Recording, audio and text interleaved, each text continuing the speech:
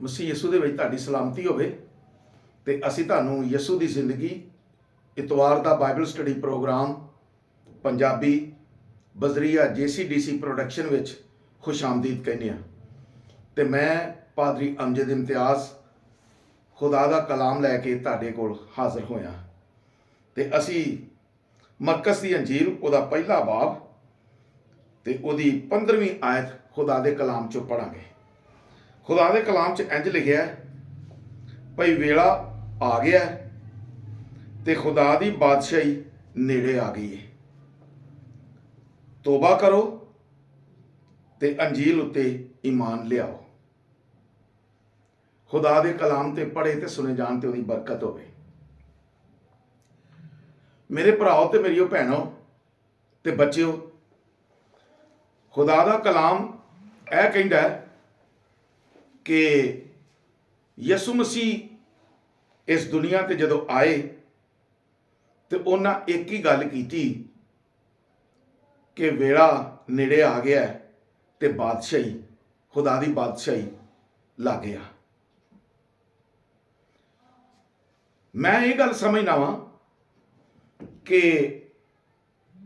ਜਿਵੇਂ ਯੋਹੰਨਾ ਕਹਿੰਦਾ ਉਹਦੇ ਪੱਟ ਤੇ ਲਿਖਿਆ ਸੀ ਬਾਦਸ਼ਾਹਾਂ ਦਾ ਬਾਦਸ਼ਾਹ, ਤੇ ਫਿਰ ਜੇ ਅਸੀਂ ਪੁਰਾਣੇ ਅਹਿਦਨਾਮੇ ਦੇ ਵਿੱਚ ਜਾਂਦੇ ਹਾਂ ਤੇ ਬਾਦਸ਼ਾਹ ਦੇ ਬਾਰੇ ਦੱਸਿਆ ਗਿਆ। ਜ਼ਿਕਰੀਆ ਵੀ ਕਹਿੰਦਾ ਕਿ ਬਾਦਸ਼ਾਹ ਆਉਣ ਵਾਲਾ। ਫਿਰ ਉਸ ਤੋਂ ਬਾਅਦ ਵੇਖਦੇ ਹਾਂ ਯਸਾਇਆ ਵੀ ਗੱਲ ਕਰਦਾ ਹੈ ਤੇ ਜ਼ਬੂਰ ਤੇ ਸਾਫ਼ ਤੌਰ ਨਾਲ ਦੱਸਦਾ ਪਿਆ। ਜ਼ਬੂਰ 23 ਬਲਕਿ 24 ਜ਼ਬੂਰ ਇਹ ਦੱਸਦਾ ਹੈ ਕਿ ਉਹ ਬਾਦਸ਼ਾਹਾਂ ਦਾ ਬਾਦਸ਼ਾਹ ਹੈ ਤੇ ਸਜਦੇ ਦੇ ਲਾਇਕ ਹੈ। ਤੇ ਅਸੀਂ ਕ੍ਰਿਸਮਸ ਦੇ ਹਵਾਲੇ ਨਾਲ ਵੇਖਦੇ ਆ ਨਾ ਤੇ ਯਹੂਦੀਆਂ ਦੇ ਬਾਦਸ਼ਾਹ ਦੀ ਗੱਲ ਹੋ ਰਹੀ ਹੈ ਕਿ ਮਜੂਸੀ ਚੱਲੇ ਨੇ ਤੇ ਉਹ ਸਜਦਾ ਕਰਨ ਆਏ ਨੇ ਯਹੂਦੀਆਂ ਦੇ ਬਾਦਸ਼ਾਹ ਨੂੰ। ਯਿਸੂ ਮਸੀਹ ਬਤੌਰ ਬਾਦਸ਼ਾਹ ਸਾਰਿਆਂ ਦੇ ਸਾਹਮਣੇ ਆ। ਤੇ ਮੈਂ ਇਹ ਵੀ ਦੱਸਣਾ ਚਾਹੁੰਦਾ ਵਾਂ ਕਿ ਯਿਸੂ ਮਸੀਹ ਬਾਦਸ਼ਾਹ ਹੋ ਕੇ ਬਾਦਸ਼ਾਹਤ ਦੀ ਗੱਲ ਕਰਦਾ ਹੈ ਤੇ ਬਾਦਸ਼ਾਹਤ ਦੀ ਤਾਲੀਮ ਦਿੰਦਾ ਹੈ। ਇਹ ਵੀ ਗੱਲ ਕਰਦਾ ਹੈ ਤੋਬਾ ਕਰੋ, ਅਸਮਾਨ ਦੀ ਬਾਦਸ਼ਾਹੀ ਲਾਗੇ ਆ ਗਈ ਹੈ, ਖੁਦਾ ਦੀ ਬਾਦਸ਼ਾਹੀ ਲਾਗੇ ਆ ਗਈ ਜੇ। ਉਹਨੇ ਬਾਦਸ਼ਾਹਤ ਦੀ ਗੱਲ ਕੀਤੀ ਹੈ, ਉਹਨੇ ਜਮਹੂਰੀਅਤ ਦੀ ਗੱਲ ਨਹੀਂ ਕੀਤੀ। ਇਸ ਲਈ ਕਿ ਨਾ ਉਹਨੂੰ ਨਾਜ਼ਮ ਚਾਹੀਦੇ ਸਨ, ਨਾ ਉਹਨੂੰ ਮਨਿਸਟਰ ਚਾਹੀਦੇ ਸਨ ਤੇ ਨਾ ਉਹਨੂੰ ਕਾਉਂਸਲਰ ਚਾਹੀਦੇ ਹਨ। ਉਹ ਬਾਦਸ਼ਾਹਤ ਦੀ ਗੱਲ ਕਰਦਾ ਹੈ, ਬਾਦਸ਼ਾਹਤ ਦੇ ਨਿਜ਼ਾਮ ਦੀ ਗੱਲ ਕਰਦਾ ਹੈ। ਤੇ ਬਾਦਸ਼ਾਹਤ ਦੇ ਵਿੱਚ ਵਫਾਦਾਰੀ ਹੁੰਦੀ ਹੈ। ਲੋਕ ਬਾਦਸ਼ਾਹ ਦੇ ਵਫਾਦਾਰ ਰਹਿਣ ਤੇ ਜਿਹੜੇ ਬਗਾਵਤ ਕਰਦੇ ਨੇ ਫਿਰ ਉਹਨਾਂ ਲਈ ਉਹਨਾਂ ਦਾ ਸਰ ਕੁਚਲਿਆ ਜਾਂਦਾ ਹੈ। ਜਾਂ ਤਾਂ ਉਹਨਾਂ ਨੂੰ ਮਾਰ ਦਿੱਤਾ ਜਾਂਦਾ ਜਾਂ ਉਹਨਾਂ ਨੂੰ ਭੈੜੀ ਤੋਂ ਭੈੜੀ ਸਜ਼ਾ ਦਿੱਤੀ ਜਾਂਦੀ ਹੈ। ਤੇ ਅਸੀਂ ਇਹ ਵੀ ਗੱਲ ਵੇਖਦੇ ਹਾਂ ਕਿ ਆਖਰੀ ਅਦਾਲਤ ਤੋਂ ਬਾਅਦ ਸ਼ੈਤਾਨ ਜਿਹੜਾ ਖੁਦਾ ਦਾ ਮੁਖਾਲਫ ਹੈ, ਜਿਹੜਾ ਬਾਦਸ਼ਾਹੀ ਦਾ ਮੁਖਾਲਫ ਹੈ, ਉਹਨੂੰ ਅੱਗ ਦੀ ਭੱਠੀ 'ਚ ਸੁੱਟਿਆ ਜਾਣਾ ਤੇ ਸਾੜਿਆ ਜਾਣਾ ਤੇ ਹਮੇਸ਼ਾ ਲਈ ਉਹਨੇ ਮਰ ਜਾਣਾ, ਸਰਦਿਆਂ ਰਹਿਣਾ। ਮੈਂ ਜਦੋਂ ਇਹ ਚੀਜ਼ ਵੇਖਦਾ ਵਾਂ ਤੇ ਮੈਂ ਇਹ ਗੱਲ ਸਿਰਫ ਆਪਣੇ ਲੋਕਾਂ ਨੂੰ, ਜਿਹੜੇ ਸੁਣਨ ਵਾਲੇ ਨੇ, ਜਿਹੜੇ ਸਮਝਦੇ ਨੇ, ਉਹਨਾਂ ਨੂੰ ਇਹ ਦੱਸਣਾ ਚਾਹੁੰਦਾ ਘਰ ਦੇ ਅੰਦਰ ਵੀ ਬਾਦਸ਼ਾਹੀ ਹੋਣੀ ਚਾਹੀਦੀ ਹੈ ਕਿ ਵਫਾਦਾਰੀ ਹੋਣੀ ਚਾਹੀਦੀ ਹੈ। ਅਸੀਂ ਅਕਸਰ ਸ਼ਾਦੀਆਂ ਤੇ ਜ਼ਬੂਰ ਗਾਉਂਦੇ ਹਾਂ ਜ਼ਬੂਰ 45 ਤੇ ਉਹਦੇ ਵਿੱਚ ਦੂਲੇ ਨੂੰ ਬਤੌਰ ਬਾਦਸ਼ਾਹ ਸਮਝਿਆ ਜਾਂਦਾ ਹੈ, ਤਸੱਵਰ ਕੀਤਾ ਜਾਂਦਾ ਹੈ।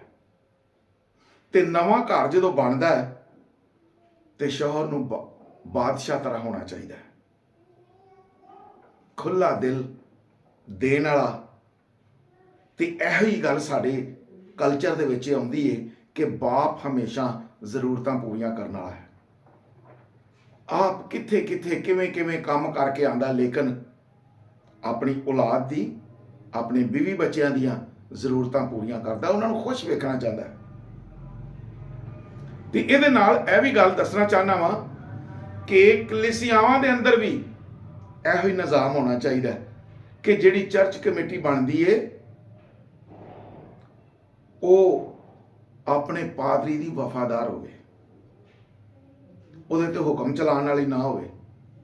ਇਸ ਲਈ ਕਿ ਮੇਰੀ ਗੱਲ ਨੂੰ ਸਮਝੋ, ਘਰ 'ਚ ਬੀਵੀ ਤੇ ਕਹਿ ਦਿੰਦੀ ਹੈ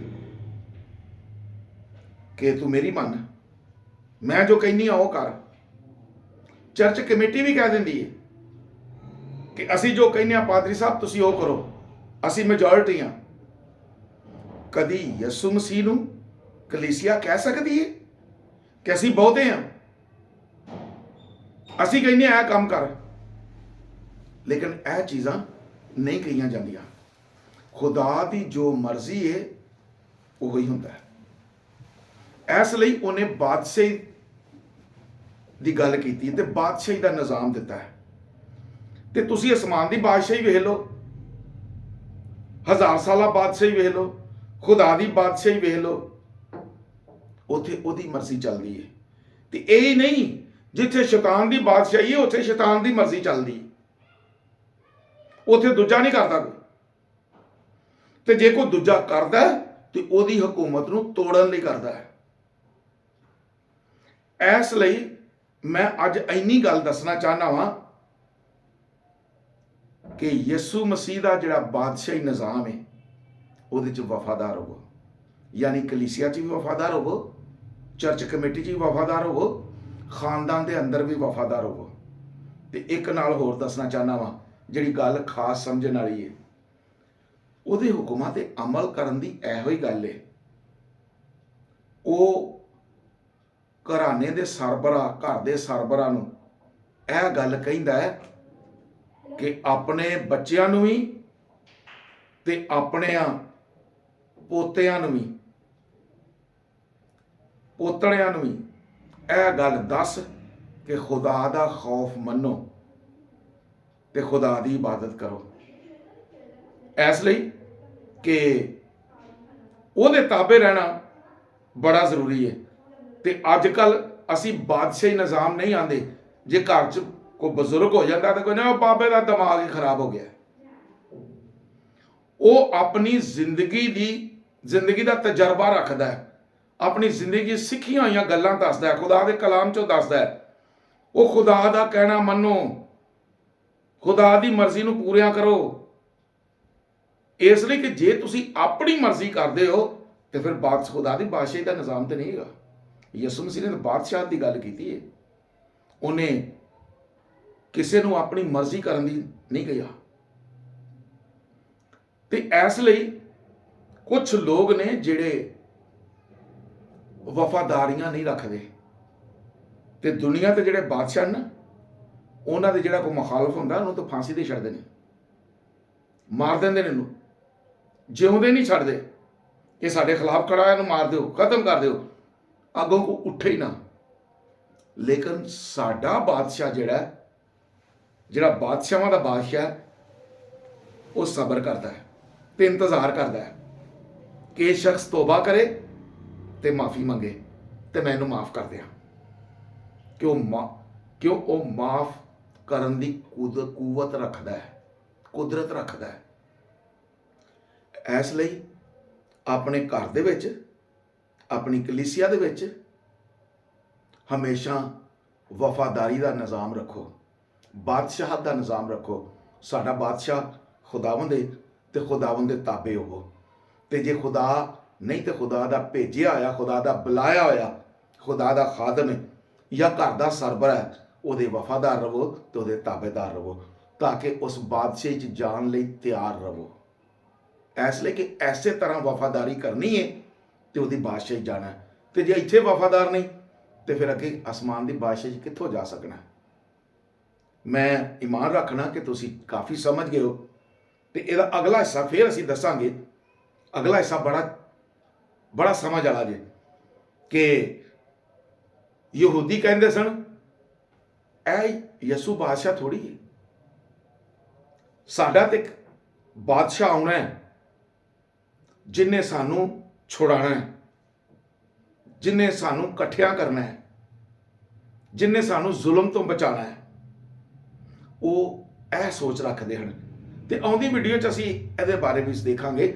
ਲੇਕਿਨ ਖੁਦਾ ਵਫਾਦਾਰੀ ਚਾਹੁੰਦਾ ਹੈ, ਸਾਡਾ ਬਾਦਸ਼ਾਹ ਤਾਬੇਦਾਰੀ ਤੇ ਵਫਾਦਾਰੀ ਚਾਹੁੰਦਾ ਹੈ। ਤੇ ਮੈਂ ਉਮੀਦ ਕਰਨਾ ਕਿ ਤੁਸੀਂ ਤਾਬੇਦਾਰ ਵੀ ਰਹੋਗੇ ਤੇ ਵਫਾਦਾਰ ਵੀ ਰਹੋਗੇ। ਇਸ ਲਈ ਕਿ ਇਫਸੀਓਂ 5 ਬਾਬ 'ਚ ਸਾਫ਼ ਲਫ਼ਜ਼ਾਂ 'ਚ ਲਿਖਿਆ, ਬੀਵੀ ਆਪਣੇ ਸ਼ੌਹਰ ਦੇ ਤਾਬੇ ਹੋਵੇ। ਉਹ ਜਦੋਂ ਦੋਵੇਂ ਹੋਣ ਤੇ ਉਹ ਫਿਰ ਕਲੀਸਿਆ ਦੇ ਤਾਬੇ ਹੋਣੀ, ਯਾਨੀ ਕਲੀਸਿਆ ਦੇ ਪਾਦਰੀ ਫਾਦਰ ਜਿਹੜਾ ਤੁਹਾਡਾ ਮਜ਼ਹਬੀ ਰਹਿਨੁਮਾ ਹੈ ਉਹਦੇ ਤਾਬੇ ਹੋ, ਤੇ ਉਹ ਯਿਸੂ ਦੇ ਤਾਬੇ ਹੋਵੇ। ਇਹ ਤਾਬੇਦਾਰੀ ਤੇ ਵਫਾਦਾਰੀ ਦਾ ਨਿਜ਼ਾਮ ਖੁਦਾ ਨੇ ਦਿੱਤਾ ਹੋਇਆ, ਤੇ ਇਹੋ ਹੀ ਬਾਦਸ਼ਾਹੀ ਦਾ ਨਿਜ਼ਾਮ ਜੀ। ਮੈਂ ਉਮੀਦ ਕਰਨਾ ਕਿ ਤੁਸੀਂ ਇਹਦੇ ਤੇ ਅਮਲ ਕਰੋਗੇ ਤੇ ਆਪਣੇ ਖੁਦਾ ਨੂੰ ਵੀ ਰਾਜ਼ੀ ਕਰੋਗੇ ਤੇ ਬਰਕਤਾਂ ਲੈਣ ਵਾਲੇ ਵੀ ਹੋਵੋਗੇ। ਖੁਦਾ ਤੁਹਾਨੂੰ ਇਸ ਕਲਾਮ ਤੇ ਅਮਲ ਕਰਨ ਦੀ ਤੌਫੀਕ ਦੇਵੇ।